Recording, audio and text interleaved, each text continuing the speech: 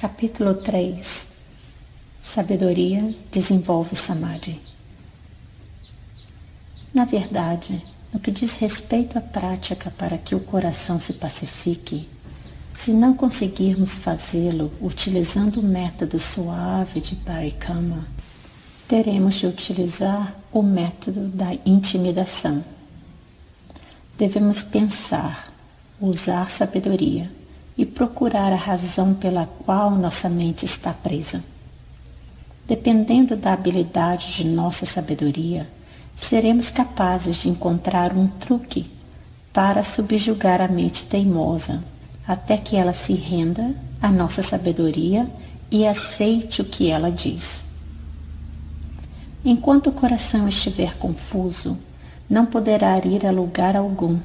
Ele terá que se pacificar tal qual um animal de carga impetuoso, que precisa ser treinado e domado com força para que se subjugue à vontade de seu dono. Sobre esse assunto, peço licença para fazer uma comparação. Alguns tipos de árvores crescem de forma isolada, sem emaranhar-se com outras plantas. Alguém que deseja cortar aquela árvore o faz com um facão ou machado, e quando ela cai no ponto exato determinado pelo lenhador, que a leva e utiliza como desejar. Não há muitas dificuldades. Mas outros tipos de árvores não crescem isoladas. Elas se enroscam muito com os galhos das demais árvores, e é difícil cortá-las e fazer com que caiam num ponto pré-determinado.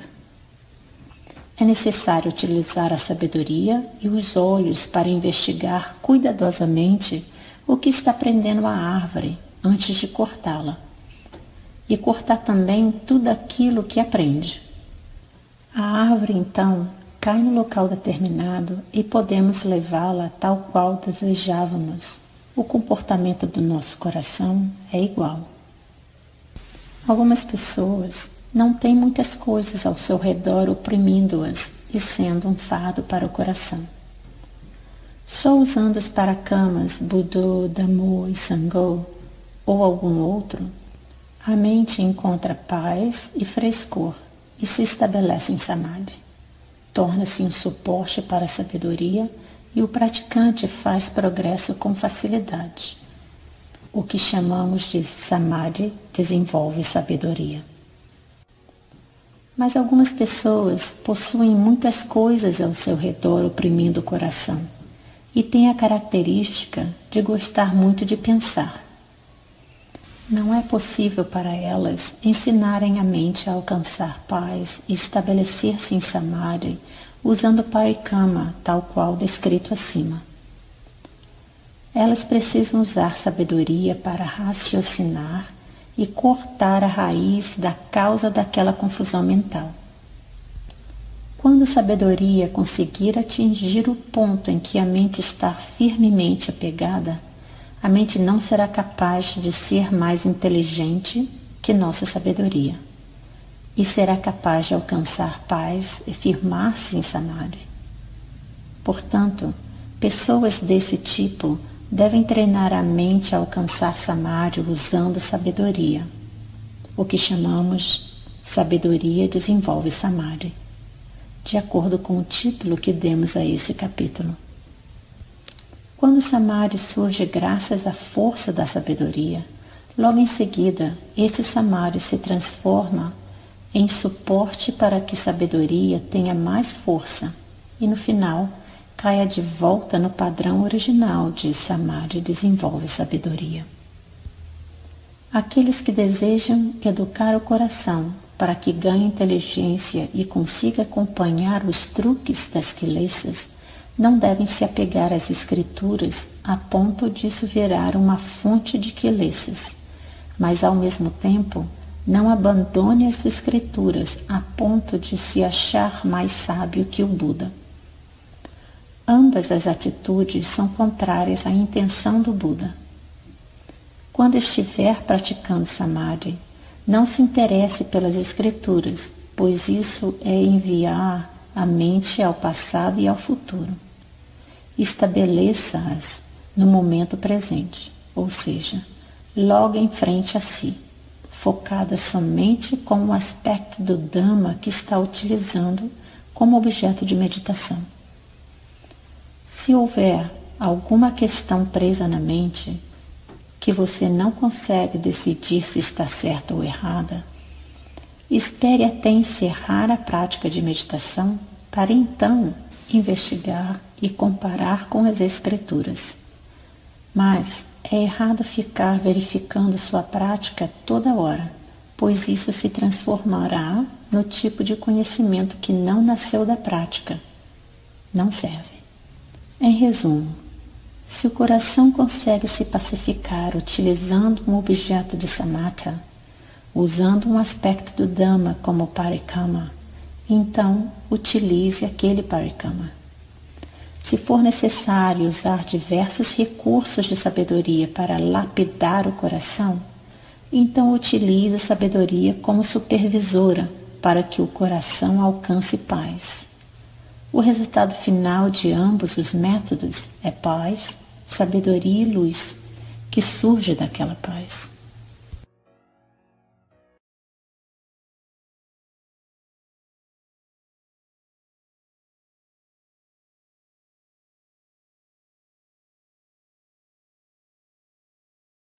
Capítulo 2. Samadhi 1.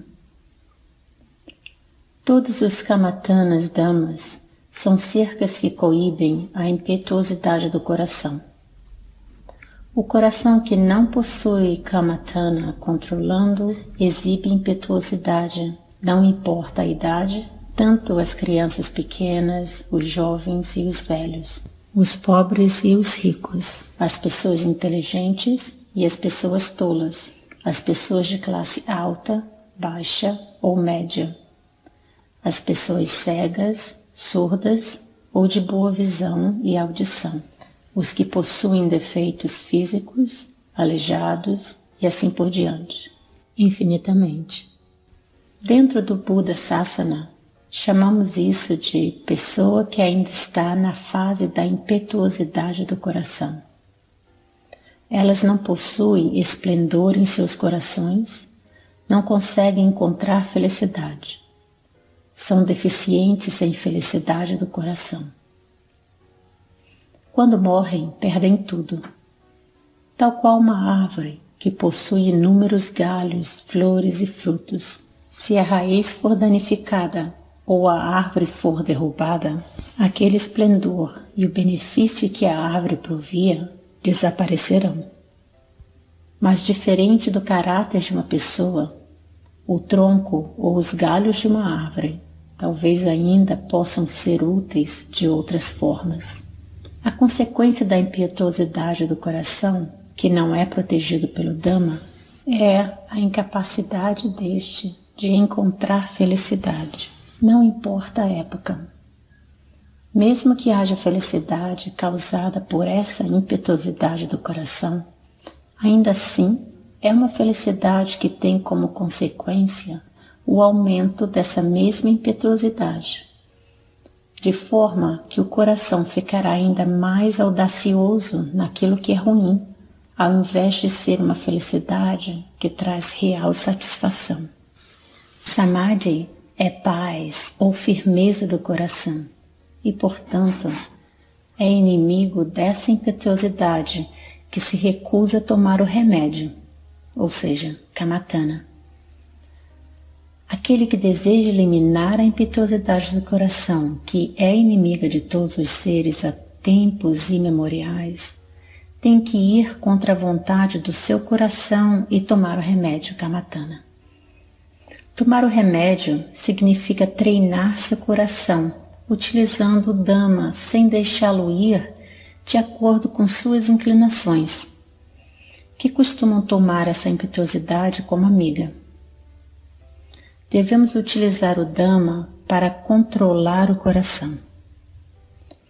Existem 40 Dhammas que controlam o coração que se chamam Kamatana, para servir aos diversos tipos de seres com suas diferentes inclinações mentais. 10 kasinas, 10 asobas, 10 anusatis, 4 brahmaviharas, 1 aharapatikulasana, 1 katudhatuvavasana e 4 arupas. Peço licença para destacar os mais utilizados e que mais costumam trazer bons resultados para aqueles que os praticam. As 32 partes do corpo, começando com kesa, cabelo, loma, pelos, naka, unhas, danta, dentes, taco, pele, que são chamados de 5 kamatanas. A repetição das palavras Buddho, Dhammo ou Sangho e Anapanasati, o uso da respiração como objeto de meditação. Podemos escolher qualquer um de acordo com o gosto do nosso coração, porque as características de cada pessoa não são iguais. Se todos usássemos o mesmo kamatana, estaríamos indo contra a natureza de nossos corações e não obteríamos resultados por completo. Caso prefira um objeto de meditação qualquer, utilize-o como parikama. Por exemplo, kesa. Pense repetidamente kesa em sua mente. Não pronuncie a palavra kesa. Mas se apenas pensando não consiga controlar o coração, podemos repetir o parikama na forma de sua recitação, para que o som prenda o coração e ele se pacifique. Faça assim até o coração se pacificar com o uso do parikama, e então pare. Ao mesmo tempo em que se repete o parikama, foque sua atenção em seu cabelo ou em qualquer parte do corpo que esteja utilizando como objeto de meditação. Se é o cabelo, devemos focar nossa atenção em nosso cabelo e assim por diante. Já na prática dos parikamas Buddho, Dhammo e Sangho, diferente da técnica anterior, devemos focar nossa atenção no coração exclusivamente.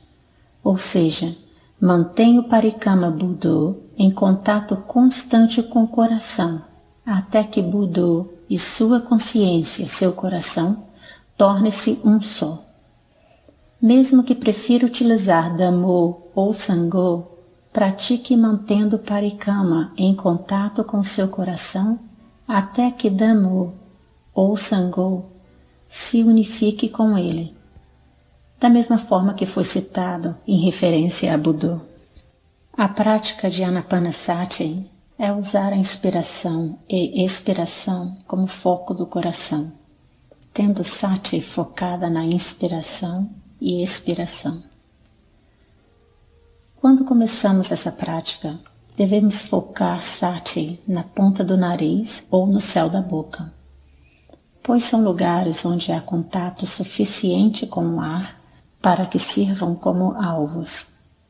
Quando praticamos até ficarmos hábeis, a respiração ficará refinada e aos poucos compreenderemos mais profundamente o contato da respiração, até surgir a respiração num único ponto, no meio do peito ou no plexo solar. Quando isso ocorrer, foque a respiração ali. Não se preocupe mais em focar ou acompanhar a respiração na ponta do nariz ou no céu da boca. Se quisermos, também podemos focar sati na respiração ao mesmo tempo em que usamos Buddho como parikama, para acompanhar a inspiração e expiração, como uma forma de ajudar sati a ficar mais firme e fazer a respiração aparecer mais clara para o coração. Após termos adquirido destreza em focar na respiração, devemos então focar a respiração no meio do peito ou no plexo solar exclusivamente. O importante é termos sati, Portanto, estabeleça sati na mente. Esteja ciente a todo momento, enquanto a respiração entra e sai, seja ela curta ou longa, até que enxergue claramente que a respiração começou a ficar mais e mais refinada, até que essa respiração refinada e o coração se tornarem um só. Deste ponto em diante, foque somente nessa respiração na região do coração.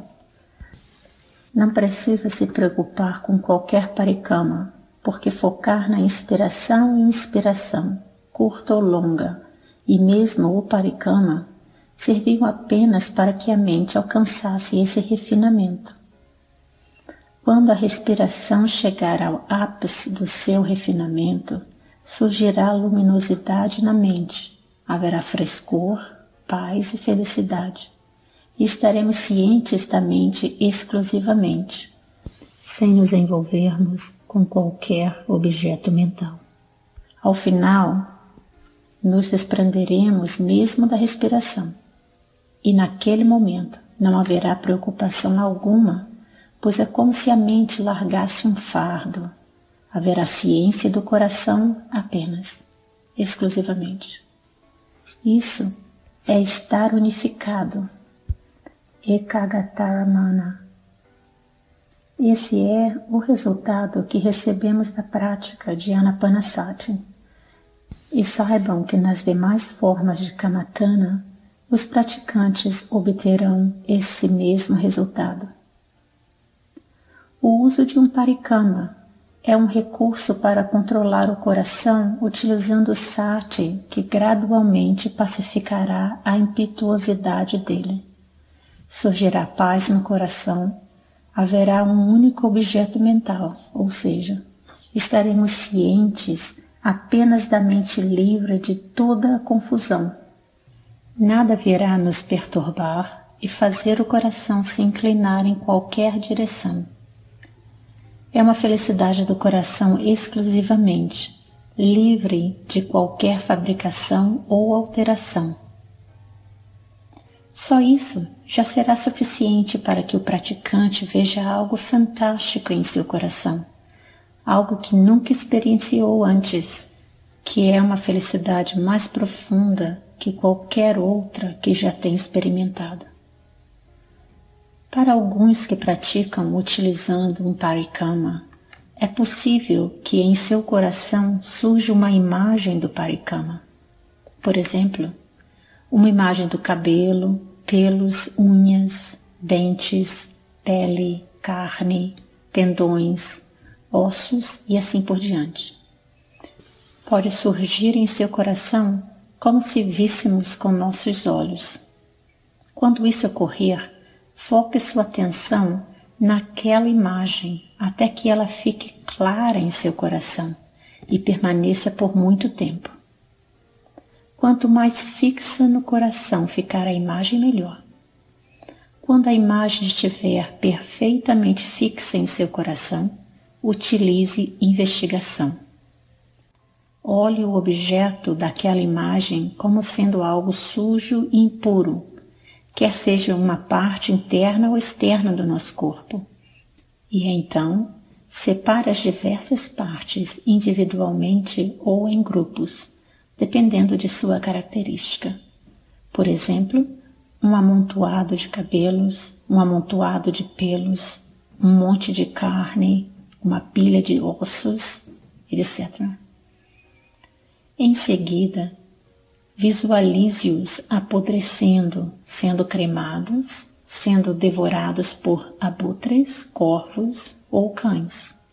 Visualize-os voltando aos seus elementos originais, terra, água, ar e fogo, e assim por diante. Fazemos isso para obter destreza e habilidade mental e enxergar o corpo, para vermos de acordo com a verdade do que é composto esse corpo, para diminuir e eliminar o encanto pelo corpo, que é causa para o surgimento do desejo sexual, que é uma manifestação dessa impetuosidade do coração. Quanto mais hábeis ficarmos nessa prática, melhor. O coração se pacificará de forma cada vez mais refinado. É importante, quando um aspecto do corpo surgir no coração, não deixá-lo passar sem tomar interesse algum. E não tenha medo daquele aspecto do corpo que surgiu. Imediatamente foque sua atenção nele. Se quando praticando a imagem do corpo ficar realmente fixa no coração, surgirá desencanto com seu próprio corpo, e os pelos do corpo e os cabelos se arrepiarão e as lágrimas irão rolar imediatamente. Uma outra característica da pessoa para quem a imagem do corpo surge durante sua prática é que seu coração entrará em samadhi rapidamente e sabedoria amadurecerá simultaneamente com a paz do coração que pratica e vê a imagem do corpo. Aqueles para quem partes do corpo não surgem na mente devem entender que mesmo para vocês, essa prática de parikama também será capaz de levar a mente a alcançar paz e felicidade. Por isso, não é necessário ficar apreensivo ou ter dúvidas se a mente será capaz de pacificar-se utilizando essa técnica e enxergar o perigo do samsara com sabedoria. Tenha certeza em sua prática e no uso do parikama sem recuar. A todos que caminham, utilizando não importa qual método, saibam que andam todos em direção ao mesmo objetivo e saibam que todos esses métodos de prática são damas que levam à paz e felicidade de Nibbana, que é o destino final de todos os métodos de prática. Portanto, cumpra seu dever para com seu objeto de meditação e não se preocupe com outros métodos, pois assim se transformará em incerteza e dúvidas, impedindo-o de ter resolução suficiente para alcançar a verdade. Será um obstáculo em sua sinceridade de propósito, sempre impedindo-o de alcançar a verdade. Por isso, tenha real determinação em praticar tendo sati e não tente organizar sila, samadhi e panya numa ordem específica dentro de seu coração. Porque as kilesas, desejo, raiva e ignorância vivem no coração e ninguém as organizou de uma forma específica. Quando pensamos de forma equivocada, simplesmente surgem kilesas em nossos corações. Não há regra ou acordo que diga qual surgirá primeiro e qual surgirá depois. Elas simplesmente são kilesas. Não importa qual tipo de kilesa surja, ela será capaz de causar queimação em nós, tanto quanto as demais. Kilesas sempre são kilesas desse jeito. Não importa qual venha primeiro ou depois. Nenhuma perde a oportunidade de causar queimação. O método para remover kilesas não pode ter sila primeiro, samadhi em segundo e panya em terceiro. Isso se chama praticar samadhi seguindo uma ordem. É algo que sempre está no passado ou no futuro e que, portanto, jamais será capaz de gerar paz e felicidade.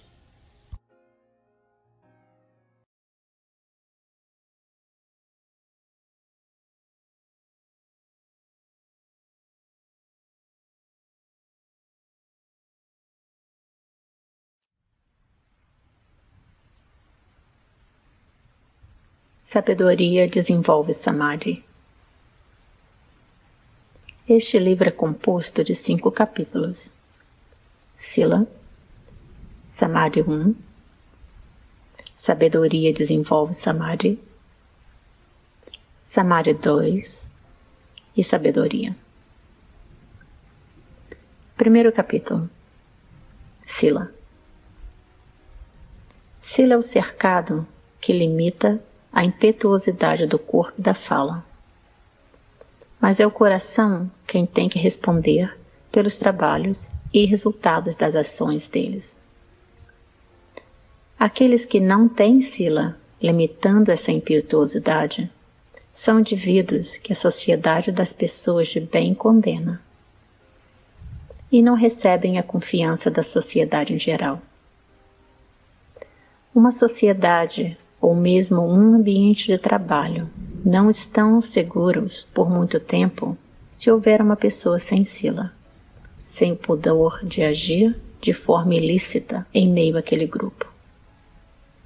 Essa sociedade, mesmo que seja composta de apenas uma ou duas pessoas, certamente serão destruídos ou agredidos pelas pessoas deste tipo. Pois pessoas sem sila só estão esperando oportunidades para agirem quando os membros desta sociedade estiverem distraídos. Isso é como estar perto de uma cobra venenosa, que só está esperando a hora em que nos distraímos para nos picar.